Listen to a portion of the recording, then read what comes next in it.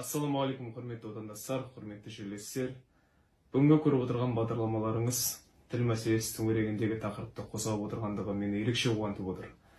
Неге десеңіз, қаны қазақ, жаны қазақ азамат есебінде, Қазақстанның азамат есебінде, патриот есебінде менің үлкен жүрек қалауларымның бірі, еліміздің барлық азамат-азаматшалары өзіміздің ана тілімізде, қазақ тілінде таза, емін-еркін әдеби нормаға сай сөйлесе деп тілеймін.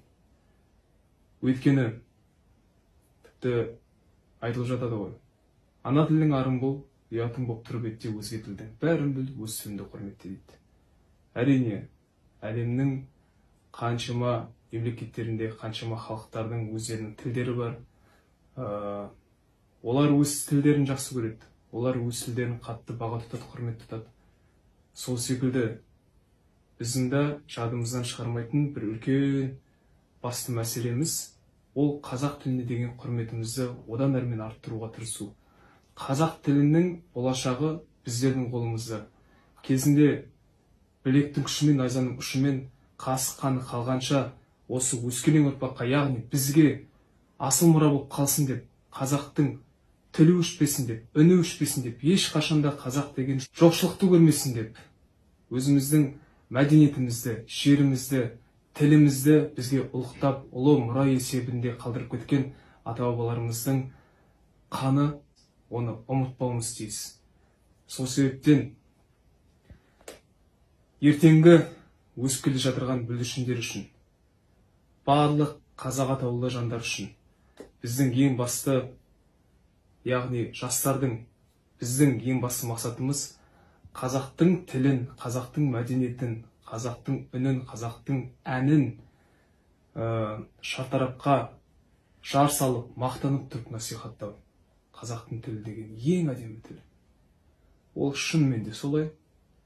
Әрбір халық үшін өзінің тілі ең әдемі. Біз егерде қазақтың тілімен, қазақтың мәдениетімен мақтанбасақ, баға тұтпасақ, құрмет тұтпасақ, ол тіл бізден басқа ешкімге керек емес. Қазіргі таңда өмір заңына сәйкес 21 ғасыр болғандықтан әрбір азамат кем дегенде 2-3 тілді меңгеруге тырысу керек.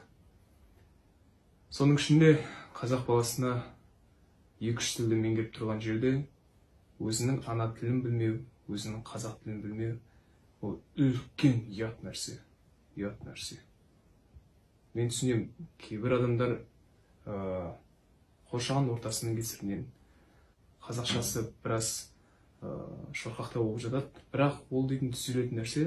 Сол себептен одан қысылмаңыздар, ұялмаңыздар, тек қана алға ілгерілеу үшін жұмыс жасаңыздар. Қазақ тілін сіз міндетті түрде жетік меңгеруге тырысуыңыз керек.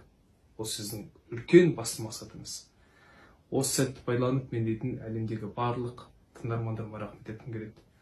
Менің қай мемлекеттерде концертім өтіп жатсын, Америкада, Еуропада, Қытайда, Ресейде, барлық жерде мен қазақша ән айтқан кезінде қазақ тілінде жетік сөйлемесе де, тым болмағанда әнін орындайын деп, еліміздің азаматтарына құрмет көрсетейін деген ниетпен, қазақ тіліне құрмет көрсетейін деген ниетпен орындап келіп тырысып жатады.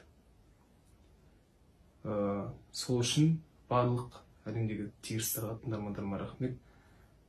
Қазақ тілі шарықтай берсін, қазақ тілі аман болсын.